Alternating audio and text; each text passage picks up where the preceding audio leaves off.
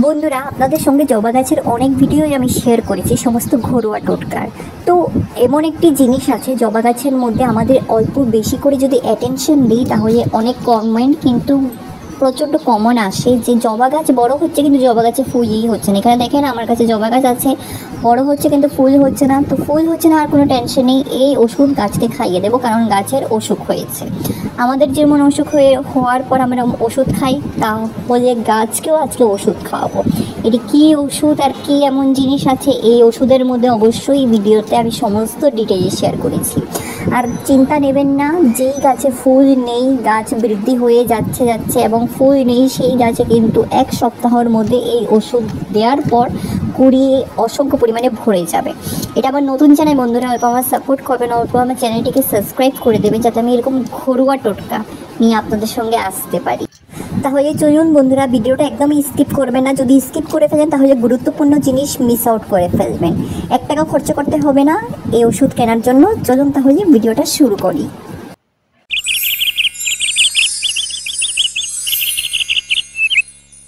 নমস্কার বন্ধুরা, কেমন আছেন সবাই? মিকি মিনিস গার্ডেন্সের মধ্যে আপনাদের সকলকে স্বাগত জানাচ্ছি।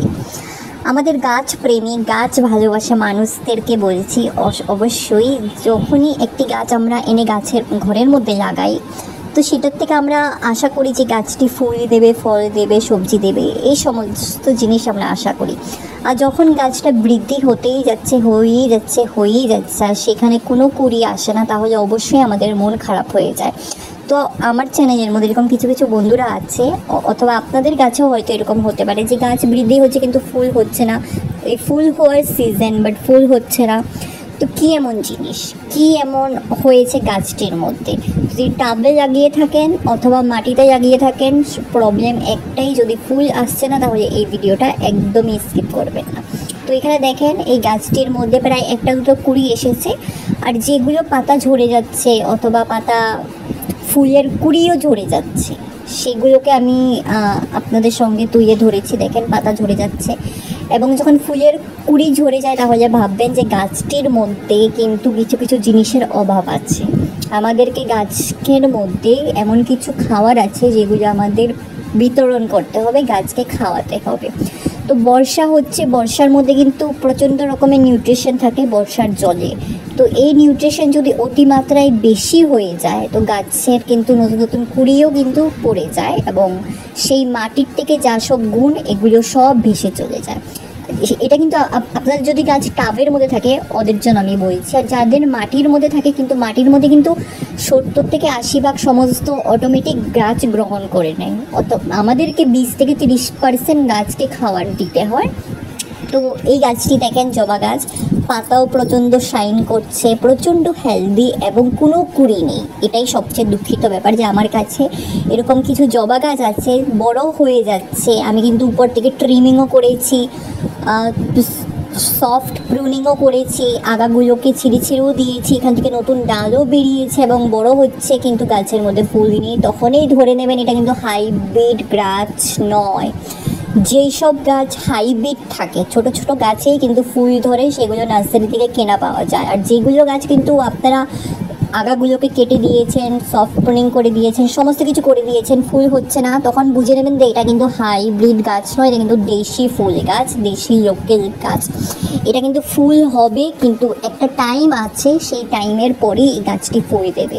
এখানে দেখেন আরেকটা জিনিস, যে পাতার মধ্যে এরকম প্রচণ্ড রকমের ফাঙ্গাস অ্যাটাক আমরা দেখি, পাতা খেয়ে নিচ্ছে, পাতা হলুদ হয়ে যাচ্ছে। দেখেন এই গাছটিতে পাতা হলুদ হয়ে গেছে, এবং এরকম অনেক ডিজিজ দেখা যায়। এবং এই বর্ষার মধ্যে কিন্তু যদি পিঁপড়ের আক্রমণ বেশি হয় এবং ছত্রাকের আক্রমণও বেশি হয়, তো এটা থেকে যদি গাছকে বাঁচাতে চান অবশ্যই নিম অয়েল অথবা নিম পাতা সেদ্ধ করা জল স্প্রে করবেন, পাতাও কুক করবেন, আপনাদের গাছ একদম সুস্থ থাকবে।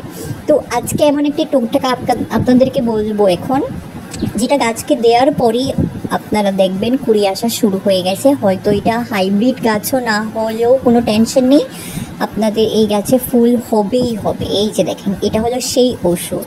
এই ওষুধ কিন্তু আপনাদেরকে কোথাও টাকা দিয়ে কিনতে হবে না। যদি আপনাদের আশেপাশে আছে গভর্নমেন্ট হসপিটাল, তো গভর্নমেন্ট সরকারি হসপিটালে গিয়ে আপনি বলতে পারেন যে একটা ক্যালসিয়ামের ট্যাবলেট দেওয়ার জন্য, তো আপনাদেরকে একটা জায়গাতে 2টো 3টে যেটা প্রয়োজন আপনারা নিয়ে চলে আসতে পারেন। আর যারা চাইছেন কিনতে অবশ্যই দোকান থেকে কিনে নিতে পারেন। সেটার প্রাইস আমি এক্স্যাক্টলি বলতে পারবো না, কিন্তু কারণ আমি এটা ফ্রিতে এনেছি। আপনারা প্রায় 20-30 টাকা হয়তো পড়ে যাবে। তো এখানে দেখেন আমি একটি ক্যালসিয়ামের ট্যাবলেট নিয়ে নিচ্ছি। এখন এই ট্যাবলেটটি আমি গাছকে কি করে দেব? গাছের তো মুখ নেই, গাছের তো শেকড় আছে, শেকড়ে দিতে হবে। তো শেকড়ে দিয়েই গাছকে খাওয়াতে হবে এবং প্রচণ্ড ফুল পেতে গেলে। তো মাটির মধ্যে যদি গাছ থাকে অথবা টাবের মধ্যে যদি গাছ থাকে, আপনারা এটা লিকুইড ফার্টিলাইজার বানাতে হবে। ট্যাবলেটগুলো কিন্তু প্রচণ্ড নরম হয়, হাত দিয়ে অল্প ডোজা মারবেন, এগুলো গুঁড়ো হয়ে যাবে। তো বাস এখন আমি এগুলোকে এক এক করে গুঁড়ো করে নিচ্ছি। তো বন্ধুরা, এই টোটকা যদি আপনারা ব্যবহার করেন তাহলে দেখবেন 10 থেকে 15 দিনের মধ্যে গাছের পাতায় পাতায় ব্রাঞ্চে ব্রাঞ্চে নতুন নতুন কুড়ি আসা শুরু হয়ে যাবে এবং আপনারা বলা ছেড়ে দেবেন যে আমার গাছের মধ্যে কুড়ি নেই, এবং উল্টো বলবেন যে আমার গাছের মধ্যে অসংখ্য পরিমাণে কুড়ি হয়েছে। অল্প বিশ্বাস করে প্রয়োগ করে দেখবেন। তো এখানে কিন্তু আমি প্রায় একটা ট্যাবলেট ব্যবহার করছি। আপনাদের যদি টাব ছোট থাকে অবশ্যই একটা ট্যাবলেটই ব্যবহার করবেন। যদি আপনাদের গাছ অসংখ্য পরিমাণে বড় থাকে, ধরে নিন 10 ফিট 15 ফিটের গাছ, তাহলে আপনারা দুটো ট্যাবলেট অথবা 3টে ট্যাবলেট আপনারা ব্যবহার করবেন। এখানে কিন্তু আমার গাছ ছোট এবং জমিতেই লাগানো গাছ, তার জন্য আমি এখানে একটা ট্যাবলেটই ব্যবহার করছি। যখন কুড়ি এসে যাবে তখন আমি হয়তো 2টো ট্যাবলেট ব্যবহার করব।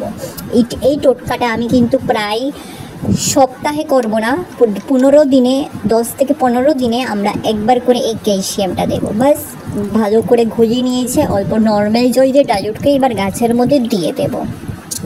তো বন্ধুরা, এই ক্যালসিয়াম যদি আপনারা, এই ওষুধ যদি আপনারা গাছের মধ্যে না দিতে চান, অনেকে হয়তো ভাববে যে এই ক্যালসিয়ামের জায়গাতে আমরা কী কী জিনিস ব্যবহার করতে পারি।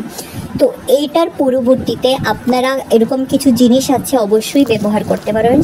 প্রথমে বলছি চকের গুঁড়ো, যেগুলো স্কুলের বোর্ডের মধ্যে চক খায়, সেই চকগুলোকে এনে আপনারা ভালো করে গুঁড়ো করে এরকমই ডাইলুট করে ভালো করে গাছের মধ্যে দিয়ে দেবেন, সেটার মধ্যে ক্যালসিয়াম থাকে।